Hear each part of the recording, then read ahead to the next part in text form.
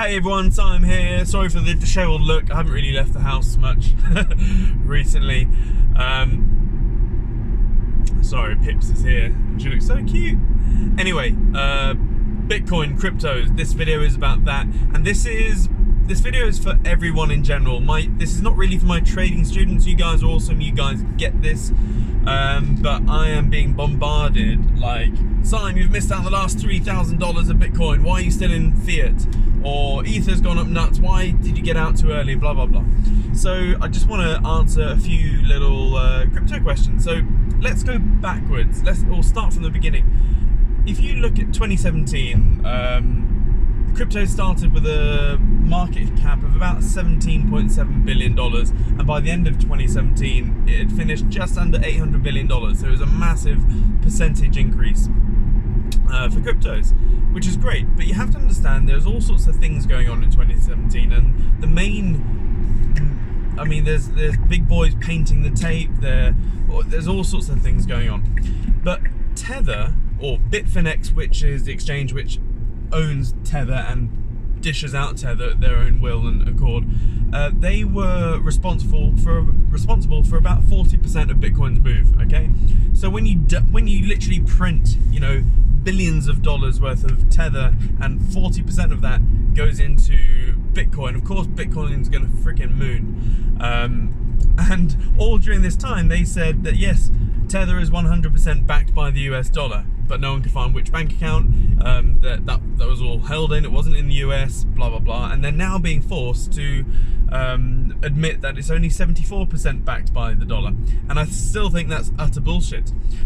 So it's interesting that the New York Attorney General is now pursuing them. So it's just a matter of time before Bitfinex is going to go bye-bye. And when Bitfinex goes bust, guess what? Tether's going to go with it. Which is interesting that Bitfinex are trying to create their own stable coin. They're like, so they're like, hey public, dumb public, look at this new stable coin. Whilst with the other hand, they're gonna right hook them. So yeah, we will not see any proper mooning until Bitfinex Tether is gone. It's a gangrenous, cancerous wound that needs to be extracted before the skies are cleared. It's big grey cloud. So that's one reason that I'm really staying away from cryptos at the moment. Also, you have to understand that Binance also recently moved $100 million worth of Bitcoin from one wallet to the other.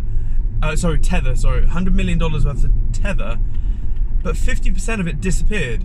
It literally disappeared. No one knows where that happened. Also, volume. Cryptos literally have been going from pump and dump to the next. There's no volume, there's no trading volume out there, so it's all manipulated activity. So you're trying to trade this, especially trading on the one hour charts or the 5-minute charts, you're not trading, you're simply gambling. There's too much manipulation over here. Also, something else which is a bit fishy is that Binance has recently lost 7,000 Bitcoin, right? It's about $40 million, etc. This is not the first time Binance has lost 7,000 Bitcoin. I wasn't aware of this, so Jeff, one of the crypto mentors, he made me aware of this. So mid 2018, around July 2018, Binance also lost 7,000 Bitcoin again. So this is a little bit fishy. And you have to understand that Binance have blocked all withdrawals, right? They're not letting you withdraw any money from Binance because of this hack. Well, is it no surprise that Bitcoin has gone up, or crypto has gone up, because no one can freaking liquidate? So what's happening is that people are having to play around within Binance. They have to go into Binance, Bitcoin, or something else. So that's also adding up buoyant pressure to the market. And have a look at what Tether has done since early April. Tether pumped in $800 million of newly freshly printed Tether. And just look at the price of Bitcoin from the beginning of April. It's also gone up. So it is highly correlated. And not last but not least, but yeah, so that's all of the shit. So this has to all clear up before we're seeing proper moonage. Moonage sounds dirty, that word. Also, I don't know how many times I said this. You need to play with risk capital. Honestly, I'm a broken record here. Do not put more than 10% of your net worth in cryptos. So, like, you should not be freaking out every time Bitcoin goes up $100 or $1,000. If you're playing with proper risk capital, i.e. no more than 10% of your net worth, then you can remain nonchalant and calm. So that's one thing. And also, I'm a trader. Well, I'm a trader and investor. So I'm an investor in cryptos, but I'm a trader of, you know, things that, or currencies and indices predominantly. And parked.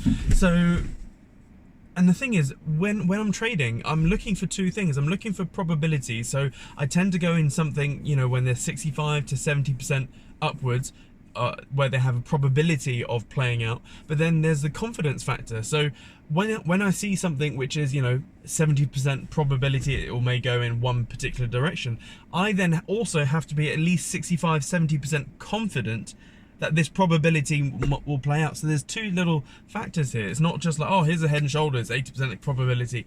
There's that. There's also the confidence factor. With cryptos at the moment, there's so little accurate probability going on, because technical analysis is just being literally just thrown out the door because of all the manipulation. So this is why I'm not trading it. I think if you are trading it, you have to be really shit hot on your risk management. Also, there aren't any proper good trading platforms to trade cryptos properly. So yeah, I'm still in Fiat. I'm still waiting for a pullback. I'm not bricking myself at all. I've been in Fiat or out of cryptos for a long time. I've used that money and I've put it in other assets, which is working for me. So if you're still in cryptos or Tether and or hell on Binance and you're stuck, it's probably worth, or definitely getting out of Tether. You need, in the meantime, it's probably worth getting into Binance, BNB, Binance Coin. It tends to buck the trend. Oh, here's one other thing. Sorry, I'm all over the place today.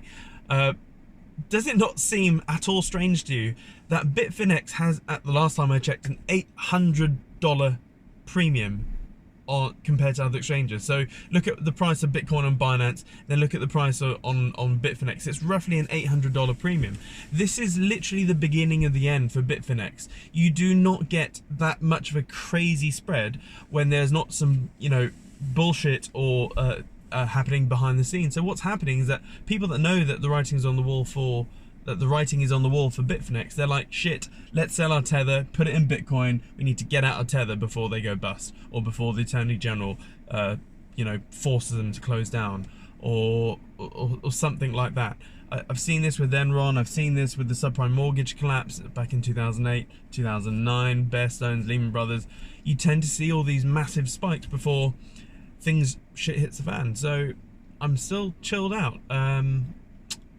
Yeah, hope that helps, and I will see you soon. Toodles.